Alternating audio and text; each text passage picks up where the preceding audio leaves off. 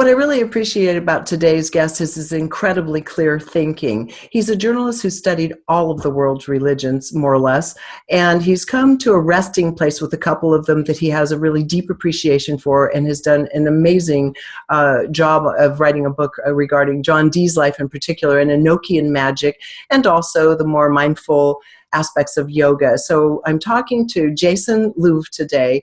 Jason is with us, and we're going to have a very interesting glimpse back into the 15th century, 16th century, 17th century, and what was going on, particularly in the life of John Dee. Welcome, Jason. Thank you. Thank you for having me on. It's a great honor. You know, one thing, John Dee is not a person that a lot of people are always that familiar with to begin with, and a really incredible power player back in the day, in the 1500s, early 1600s.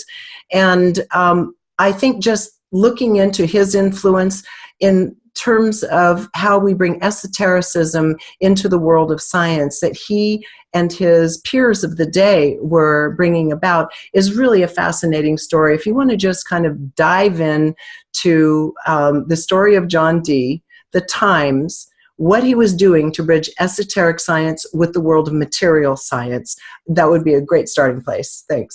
Absolutely. So John Dee was the court alchemist of Queen Elizabeth I in England in the 16th century, basically the second half of the 16th century, so late 1500s. And he was a brilliant polymath and a true Renaissance man, in as much as he was a great mathematician, he was an astronomer, a geographer, an imperial thinker. He was very into optics and also Hermetic sciences. This was a time when there wasn't really any separation between types of knowledge. There was really this idea post-Renaissance, during, when this huge intellectual explosion happened in Europe because of new information coming in from into the Italian city-states and brilliant new syntheses of knowledge that were happening. There was really this almost Faustian quest among the intellectual elite in Europe to know everything. They wanted to know how the world worked, and they considered it as one system. So they didn't see any separation between early proto-science or mathematics or Kabbalah or even the occult. And John Dee is probably the most fascinating figure of this entire time. He was raised in England, was a mathematical prodigy, was a Catholic, but he went to the Netherlands to study every single branch of knowledge that he could. Geography, he studied under Mercator, who was the inventor of the Mercator projection, the first world map, and every other discipline he could. So absolutely mathematics. And he came to, and Hermeticism and the occult. And he came back to England and tried to bring that knowledge from the continent with him to boost up England, to kick it up to the next level of evolution. And as part of that, he just had a tremendous range of accomplishments, including he was the first person to bring, I believe, geometry to the English public. He was the first person to, really bring a knowledge of mathematics to the wider public, which was not known. He invented a compass that allowed for the English naval expansion. He was the person that came up with the idea, the phrase British Empire, and urged Elizabeth to not only bring England up to a new level of scientific knowledge, but also that there should be a British Empire, a Protestant world empire instead of a Catholic one, under the control of Elizabeth. So he was just this tremendous modernizing force on certainly England. And in doing so, he really laid the groundwork for the scientific revolution. Even though he didn't make any new scientific discoveries himself, he taught a whole new generation, the basics of science, the basics of mathematics, and it's from that we really inherit what became the Royal Society and became the scientific revolution. And of course, in his later years, he also became very fascinated with the idea of talking to angels, which is the part that mainstream history doesn't like to talk about so much, but it's certainly one of the most interesting parts. Well, I think that's where people have been intrigued in more modern times in the last certainly 20, 30, 40 years has been his interest in, well, not interest, the practice that he and another man did in talking with the angels and bringing this whole other system, this Enochian Magik, through. But what's interesting is a lot of people still have a bug about the word occult even, thinking that it means it's some kind of darkness that's being hidden, rather than understanding it's simply invisible or unseen truths, wisdom, and sciences. And the reality is that everything is interconnected, and the Hermetics understood that. And obviously, when you speak of these men of the day, they all had the understanding of the interconnectedness between the cosmos, between medicine, between virtually all of what have become known as the sciences. And then they were completely essentially cut off from one another once the real scientific materialism kicked in, which is really interesting. The ones who kicked it off are also partly responsible for what ended up happening in that disconnectedness. So let's talk about some of the science that directly stemmed in that day, not just from him, but from some of the other players, from the occult understandings of life. Well, I think that, yeah, when we talk about the occult, I mean, certainly people have certain associations with it that are mostly drawn from Hollywood and horror movies and sensational journalism, and that are not accurate. And they did at that time as well, obviously.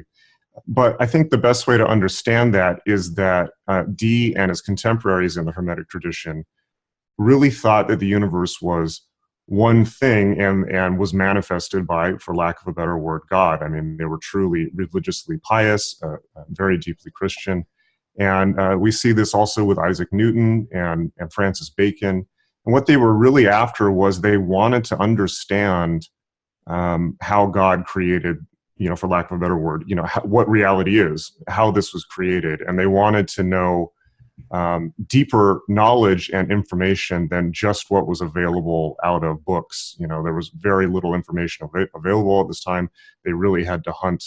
Oxford and Cambridge at this time had about 500 books each.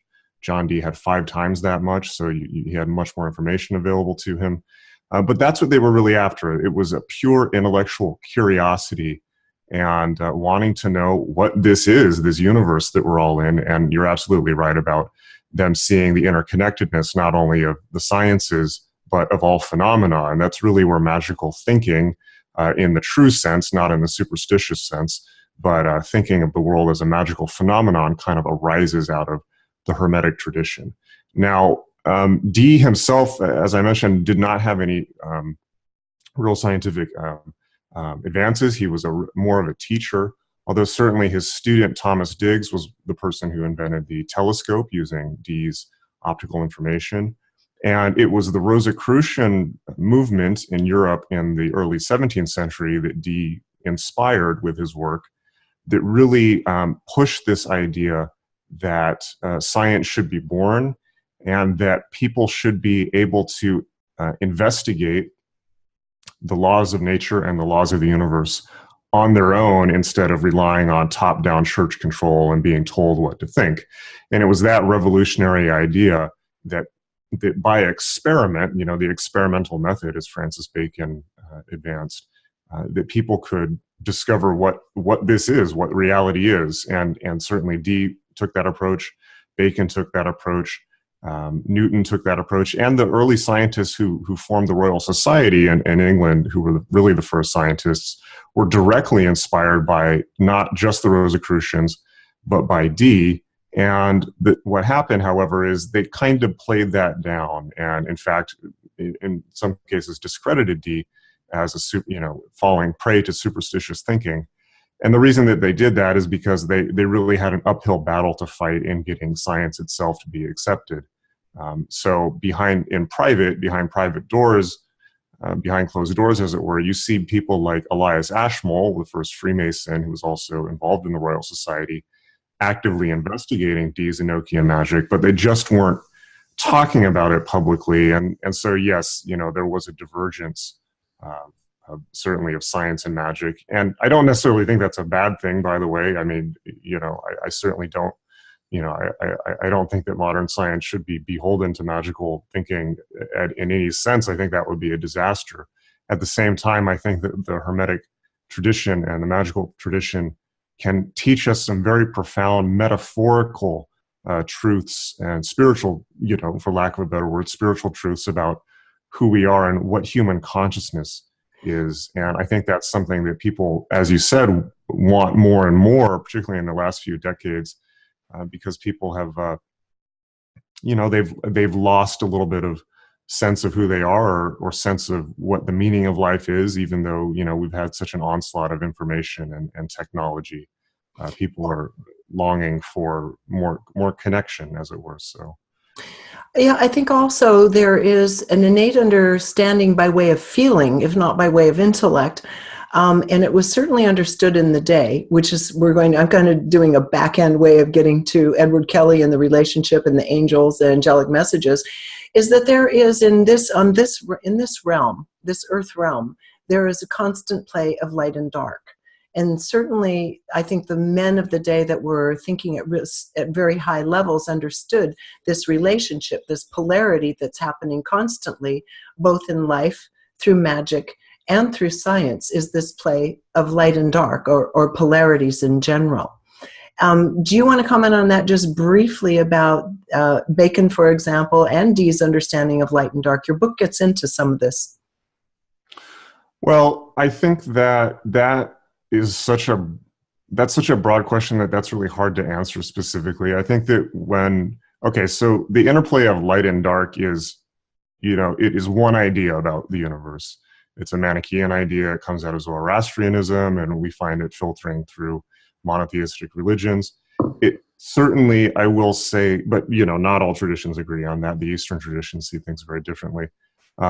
However, Dee in his time was a very devout and pious Christian, and he certainly saw the world as a battleground between angels and demons, as the Protestants did after the Protestant Reformation, much more starkly and severely than the Catholics had or did at that time.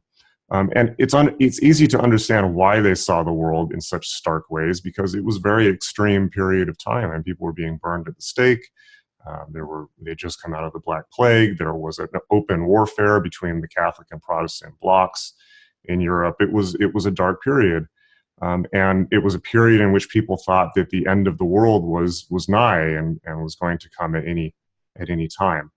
So Dee certainly so the angelic sessions themselves. Let's touch on that. What that actually was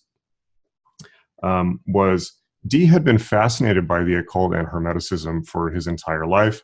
It had kind of been in the background because he was a government consultant and a government scientist, not very well paid, unfortunately. But in his later days, once he got into his 50s, he started to take the occult more and more seriously for various reasons. And he had difficulty because he himself could not, have visionary experiences. Let's put it that way. He wasn't, or he was not psychic, as some people might put it. And he had, for many years, kind of tried out different psychics, or as they were called, scryers, who were kind of people who wandered throughout England itinerantly, very much like the psychics and fortune tellers of our modern world. They were not particularly well regarded socially, but they were ubiquitous. Everyone used them, much like psychics and fortune tellers now. And he had no success until he met an individual named Edward Kelly, who was half his age. He was 25. He was a somewhat disreputable character. He was an alcoholic. He had been accused of necromancy. He'd had one of his ears cut off, or both ears cut off, rather, for forging coins. A very colorful character and kind of shady character, who nonetheless seemed to have this incredible talent for whatever we want to call it. Maybe he was, psychic. Maybe he was making it up. Maybe he was good at going into altered states of consciousness through drugs or some other technology. We don't really know, but what we know is that he was able to provide these incredible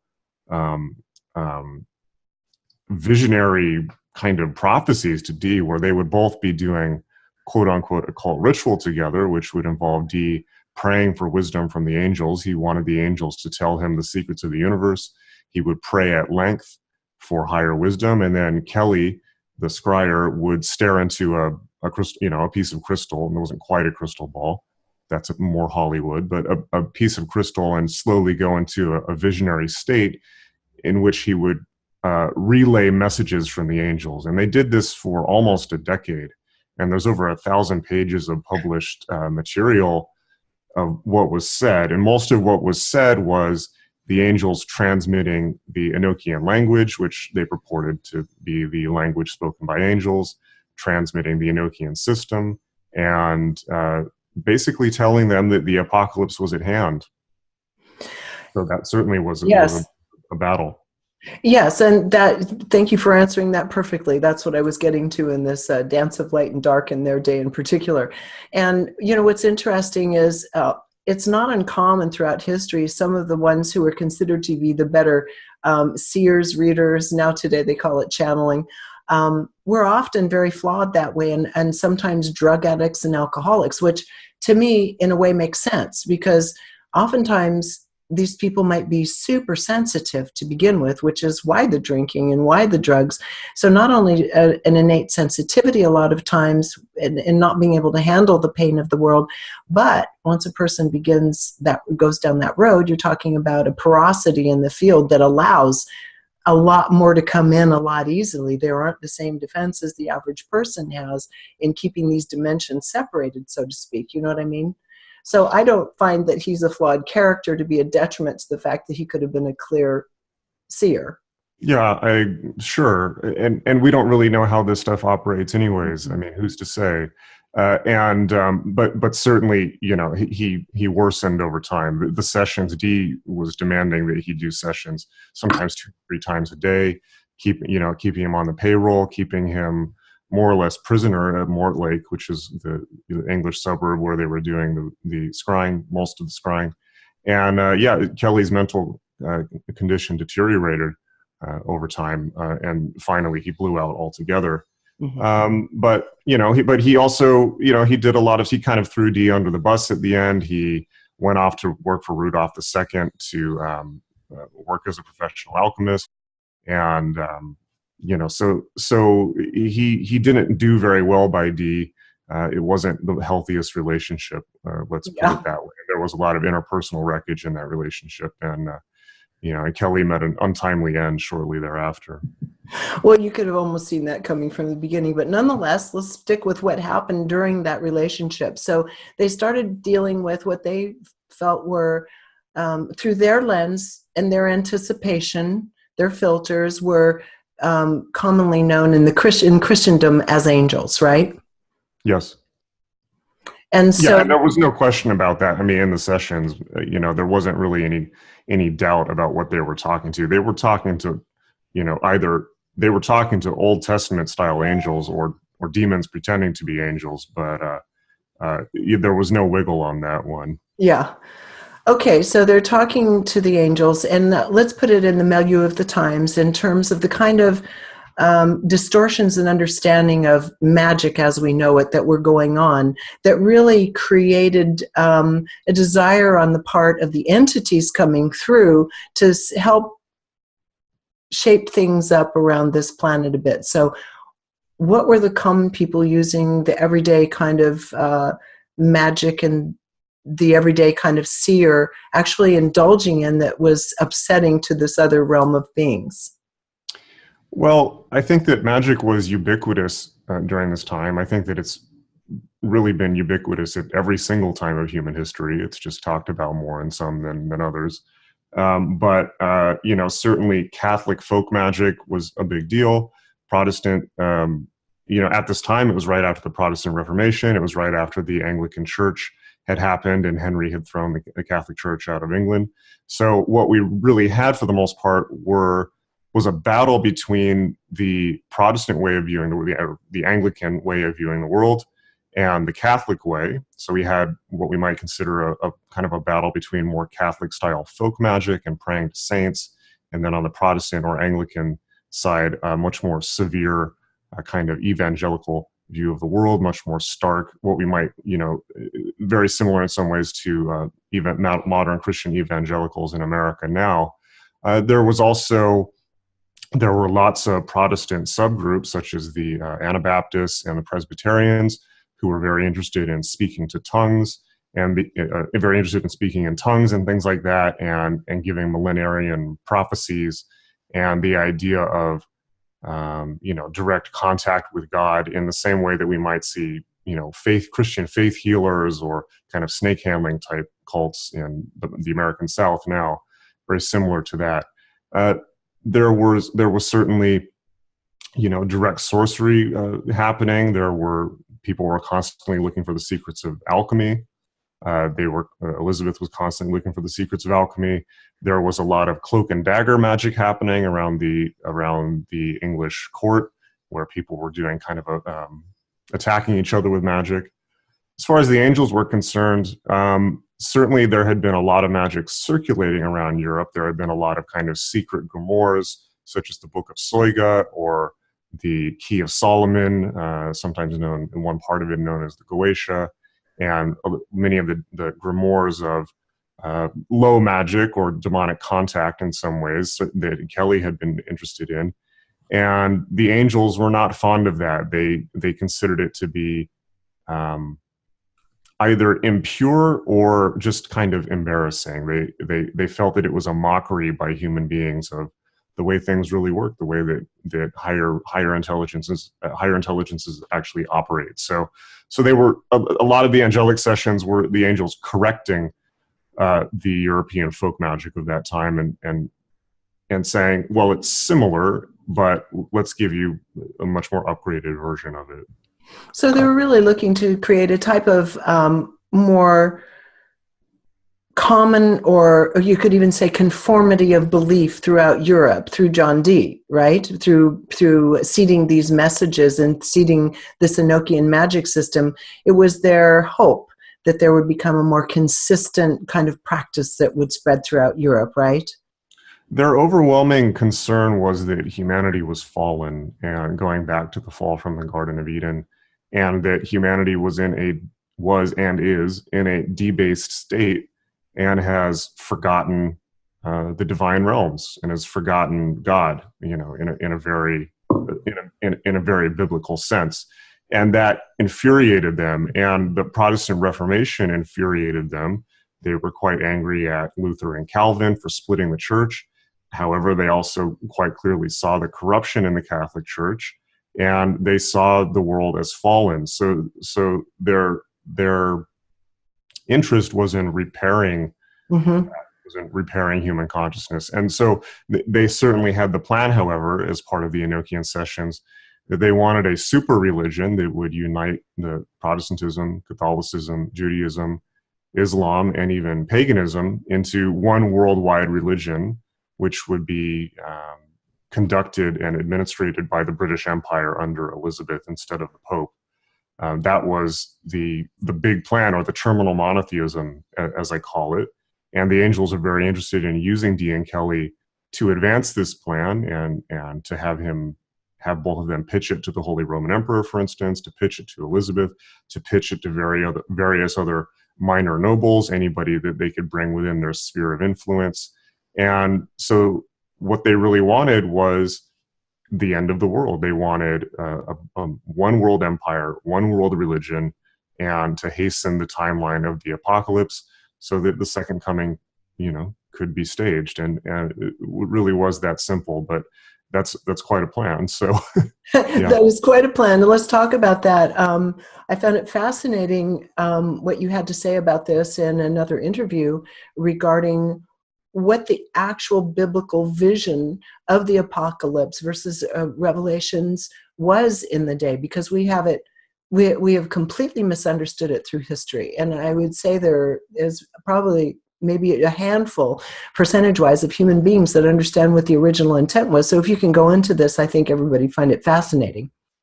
Sure. Well, the book of Revelation was written in the 1st century AD, and that is a book that has been interpreted and reinterpreted, and it really is a book that is reinterpreted by every generation of people that reads it.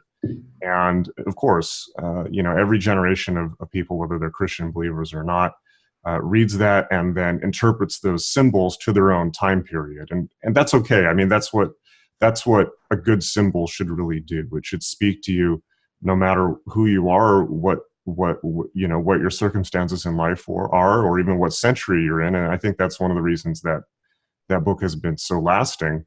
The original context, however, if you listen to Elaine Pagels, who's a great Gnostic scholar, in a book called Revelations, you know, it's a long story, but basically the what's not commonly understood about the Old Testament is that there were two different factions of Christians at the time of the early days of what we now call Christianity.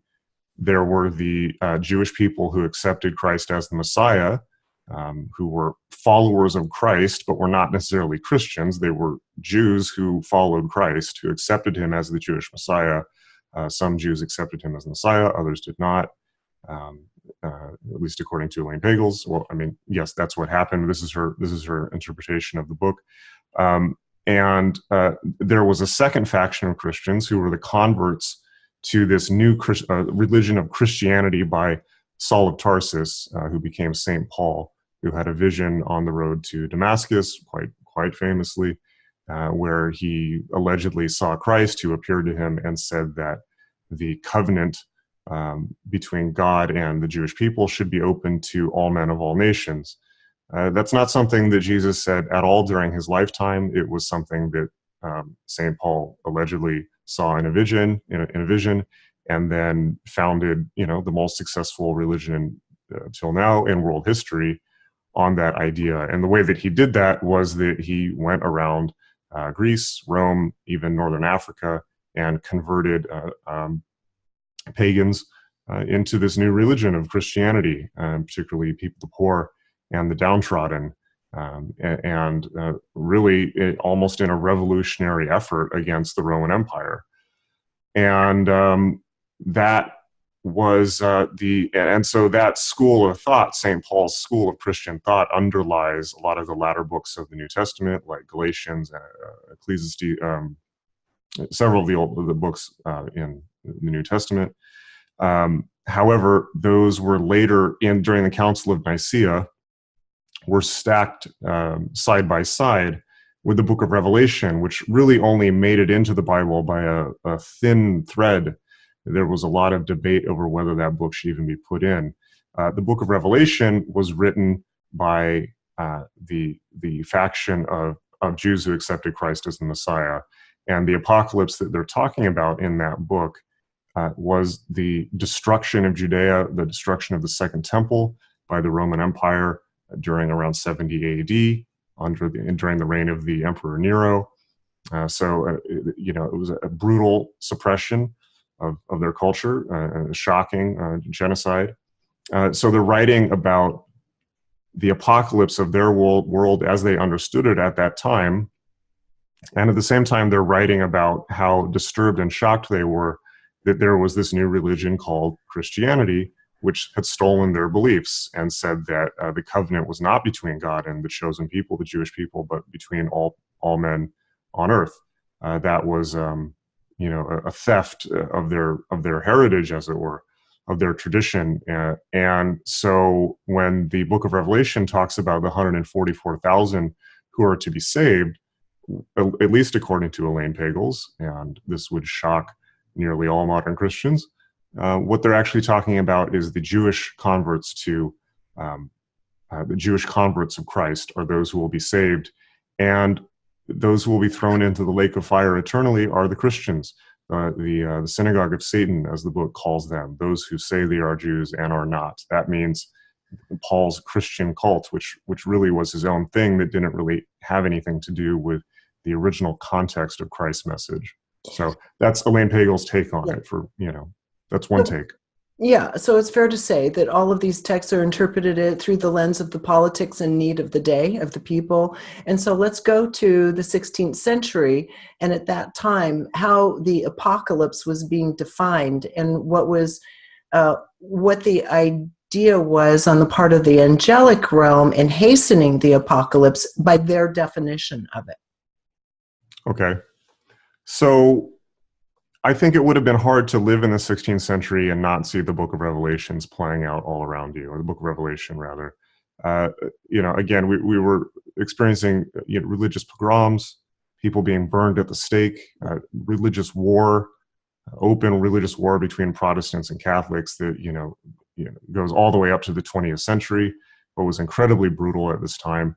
And just the fact that there had been a Protestant Reformation deeply disturbed people, because you have to remember that the church was the singular source of truth during the Middle Ages, and for that to split up, I guess it would be like having your parents get a divorce. It's quite traumatic, and everything that you thought was real is now not.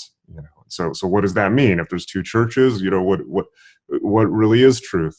So I think that people saw this as a sign of the end times, and certainly famine conditions, disease, these certainly, you would just have to go out your door to see apocalyptic visions in England at this time. It was incredibly poor before the British Empire started, and which is Dee's effort to raise England out of poverty to the detriment of many other places in the world. So the angels basically said that it was the final days of mankind, and that they wanted humanity to be reconciled with God, and that it was the age of the Antichrist. Now, it's arguable about whether they meant right then. They kept using the oblique prophecy of 88, which Dee and Kelly thought meant 1588 would be the end of the world, but of course it didn't come. But as with a lot of times you can read scripture not literally, but more broadly, more metaphorically. So perhaps when they were talking about the end of the world, maybe they were talking about, if you believe that was actually a real thing and not just being made up by Kelly. Maybe they meant a process that was beginning. Maybe they meant a process that we're still in. Maybe the apocalypse doesn't happen overnight, as has been often commented. Right. So that's they were very clear that it was the final days, and that humanity had fallen to its most debased state. And this is a theme that we see not just in the angelic sessions, but across a lot of world religions. Obviously, Hinduism talks about the Kali Yuga, or the Iron Age, which is the final and most debased period of human consciousness. Of course, some Hindus, there's some controversy over whether we're still in the Kali Yuga or if we've come back into the Tripura Yuga. But this is a theme. This theme of disintegration occurs in a lot of religious traditions. The idea that the quality of human consciousness is degrading over time. And that's a troubling idea to modern people, because we've been raised with the idea of progress and the idea that capitalism and technology and democracy will inevitably spread across the world into the end of history, and that things will just keep getting better. But I don't think that so the idea that things are actually degrading can be disturbing, but might be a little hard to argue with these days. Well, it would be, but it would be hard to argue really in almost any time past. And even with the Vedic scholars and stuff, they'll say there are cycles within those cycles, that you can have a darker, large cycle, and then you can have a small, even golden age within that cycle, where there are possibilities of expansion and learning within a dark cycle. And so I think then people debate, where are we now, right? And so now in this day, we take this, and the angels are coming in to deliver very specific messages in an entire system. And from your point of view, because you have great respect for it and you utilize it, you first of all, you say this isn't for the weak of will or heart, because this is a many-year endeavor to move into, and you have to have some protocols and training before you move into the Enochian Magik. But describe in as best you can, just to set it up, what is embedded in this magic? Where is it ultimately taking you if you play it through and live it through to its best? Well, I'm certainly interested in Enochian often from a very skeptical perspective. I'm not a true believer by any stretch of the imagination. I think that it's a profound and complex and beautiful system and artifact of that time period. let's see. I think that, yeah, and absolutely, it has been embedded into the Hermetic magical systems ever since. Certainly, into the Golden Dawn made great use of it. Thelema made great use of it. It's been around ever since. The early scientists, Royal Society, Elias Ashmole, Freemasonry, Rosicrucianism, people were using it. Yeah, it's let's see, what's the best way to put What are it? the basic tenets of it, and what is the ultimate goal for the person that is practicing it? Enlightenment. Yes. And so I assume by enlightenment, it is the connection with the higher realms and the higher realm of self, first and Yeah. foremost, and then into the higher realms beyond our own soul or our own higher mind. Well, you'd have to find out. I don't. Well, I'm very.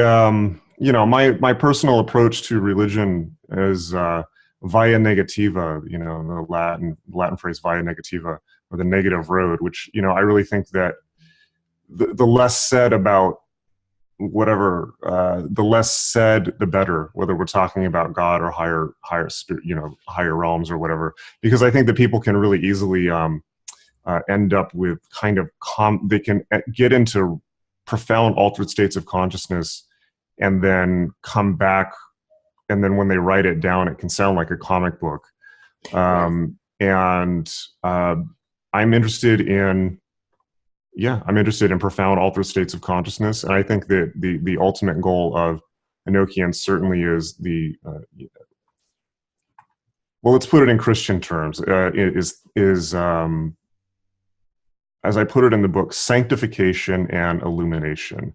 There's two sides of it. So sanctification, which is a term that is used throughout Christian denominations, means the humbling of the individual. It means the erasure of their personal ego and their personal self-regard in exchange for regard for others. What might be called bodhicitta in Buddhism.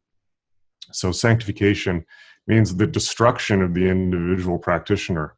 Let's make no bones about it. And then illumination, what we might call enlightenment, is then the filling of them with a divine wisdom.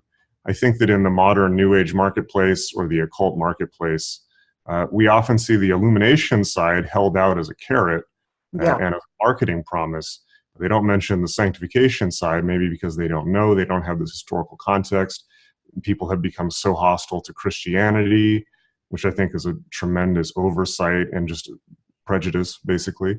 I think that the angels are very clear on both sides of that, and much of the Enochian records are the sanctification in no uncertain terms, rather, of Dee and Kali, who were both put in their place quite quickly by the angels. So I think that that's kind of the idea with Enochian. I would look at it as almost like almost like a technical or almost like a computer-like way of fulfilling the goals of Christianity, which is sanctification and illumination, instead of raw prayer. Well, it's mostly based on prayer, but there's a lot of more technical processes that were given by the angels. So, Right. but in practice, it's essentially doing magical rituals and then having profound visions for short periods of time. And you've explained that this can be something that's done through the reading, for example, of a particular passage. And you say this isn't for the faint of heart, because if you have gotten to that level, if you've worked your way through to that level, that even the mere reading of a particular passage can start bringing about an effect. Right. And those are the Enochian calls that were given by the angels and have been widely published since. Those calls really shouldn't be done without building all of the temple furniture that Dee and Kali were given, and undergoing long periods of preparation and purification. For instance, becoming incredibly adept at meditation and single-pointed focus and visualization, and at the same time learning how not to fool yourself and how to check that what you're experiencing actually is something other than your own wishful thinking. Right. So yeah, there's a lot of training, and I think certainly people that are undergo heavy training like that, it takes a long time. It takes a long time, and Enochian itself is a massive undertaking. Right. So. And as it's commonly known that I've studied with the Hermetic tradition for quite a while, and it's the same as you say. This is all part of what was a Hermetic tradition that has come as a single source, inspired body of knowledge that has some of those same tenets in it, and then also passed in through Rosicrucianism and so forth.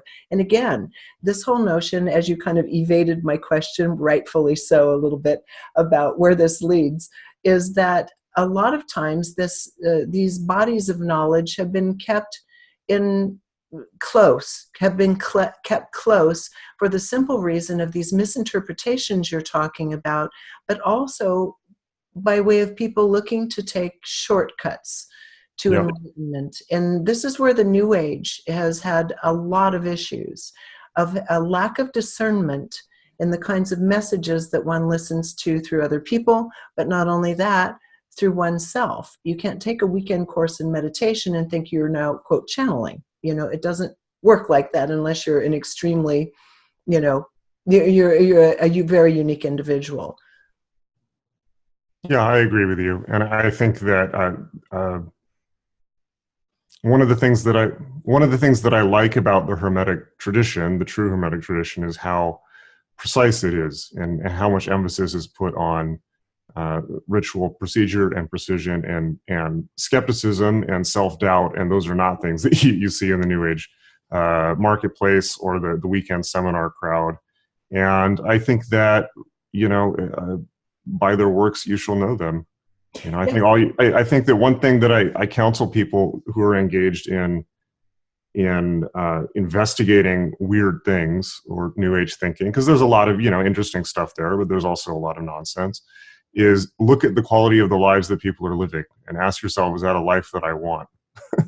Exactly. And what's interesting too is this is where it gets a little nuanced, because both Hermeticism and, it sounds as too, the Enochian Magik was originally steeped in Christian principles, not to be confused with the religion itself. And this is a real bone of contention for a lot of people, where the baby is thrown out with the bathwater. When you're looking at principles, as you say, principles that can lead you toward a state of enlightenment, that's very different than the dogmatic dictates of any given church or religion.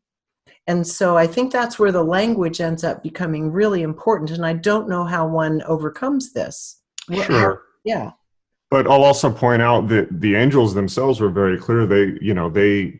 That system was not to be practiced just as on its own. I mean, they wanted Dee and Kelly reconciled with the Catholic Church. They wanted Kelly to be baptized, for instance. They wanted them to go to communion, and that's something that we see. There has been such an open hostility to Christianity, certainly, since Nietzsche, since the last 100 years. And I think some of that is, obviously, we've seen such tremendous scandals with the Catholic Church, and there's a lot of rejection of it, but at the cultural level. But I think for a true esotericist, you really have to think about that and say, why? Why am I interested in all these other religions, but I'm not in, but Christianity's evil? What's the conditioning there? What's the programming? And there's a very interesting author, René Guénon, who's a traditionalist writer in the 1920s, French traditionalist, where he basically says that you can't divorce the esoteric and exoteric aspects of a religion. You have to take them together. And I kind of like that, because I like provoking occult people and New Age people, and they kind of hiss at me and do this when I talk about that. Yeah. And that's bonus for me, one way or the other. Right. I think that I do think that, I'll say this, I think that there's often not a whole lot of intellectual honesty in the occult world, and I think that to simply reject the spiritual heritage of Western culture in favor of this kind of like mass market Satanism, or just like nonsensical New Age channel ascended masters, whatever that is just not it's not accurate historically. It's not in context, and ultimately it shows the ego of the person thinking that they can reinvent the wheel, which, you Yes. can't reinvent the wheel. People have been doing this for thousands and thousands of years, and you have to wrestle with that. You have to come to terms with it, So that's my opinion on it, at least. Well, I mean, I have to agree with you on the level that both religions and New Age practices often leave the person off the hook for their own responsibility in their own enlightenment and their own way of showing up in the world and using or living into the great virtues, for example, the great virtues. Those often aren't part of the conversation in either formal religion or in the New Age practices. Well, there's certainly more part of the conversation than just modern secular life, where people just do whatever they want and go to Jamba Juice and just get on the internet and troll things, and the utter flatland of modern existence. I would say, as far as fall short of the moral authority, even of the most basic religious tradition. And that's not to say there aren't big problems, but I don't know. That hasn't been my experience of certainly Christianity. But I wasn't raised Christian, so I don't have a negative imprint on it. Right. Well, I was a Lutheran, Missouri Synod, very strict. You can pretty much absolve yourself of everything if you just, confess on your deathbed, not a lot of responsibility in it. But again, this is garden variety religion. This isn't getting up or reaching up into the higher, more intellectual and more deeply spiritual aspects of that religion or any other. The garden variety religion for people basically can lift a lot of the responsibilities off of the shoulders by buying into one or two simple concepts. And I think that's why so many people turned away from religions. I started looking away from it, and not that there aren't some beautiful tenets in it and some beautiful philosophies to live by, but the religion itself, in stripping you of your own responsibility within it, never made sense to me. From the age of 5, they were saying things that were just so, it was so pedantic, and at the same time released us from what I felt was our true responsibilities. Even at a young age, I felt that. And so that's the bone, I think, that's my bone that I had to pick with it, and went into a larger exploration as a result.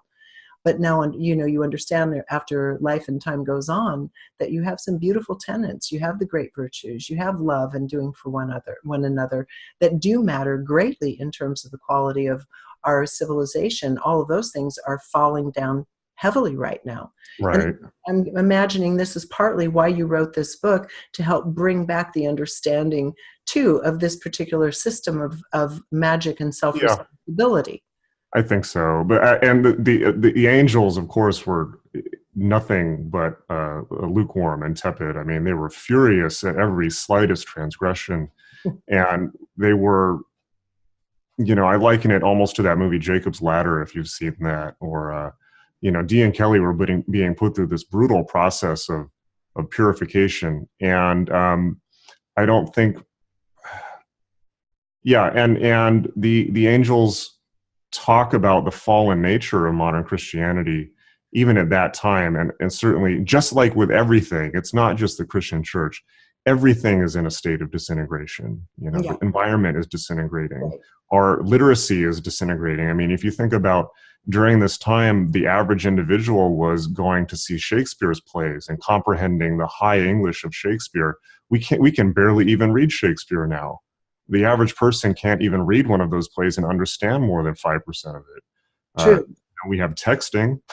So, everything is disintegrated. The environment, our spirituality, religion, literacy, relationships, marriage, and I don't mean to sound like, a Christian fundamentalist preacher here, because I certainly am not, but this would certainly be the perspective of the angels, or maybe, the Hindus talk about Kali Yuga, or that I think that when people become interested in esotericism, they have to see the fallen world around them, but swim back against the stream, as it were, and go back the other way and hold themselves to a higher standard. And that's easier said than done.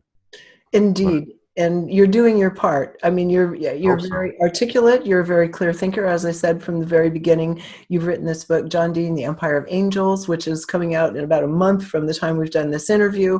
And so I have this to say: we didn't go into the system itself because it's far too complex, it sounds, to go into an interview. If someone wants to go into that, down that particular path, they need to pick it up and take it by the horns themselves. And you say there are a couple of really good books that take you into it initially.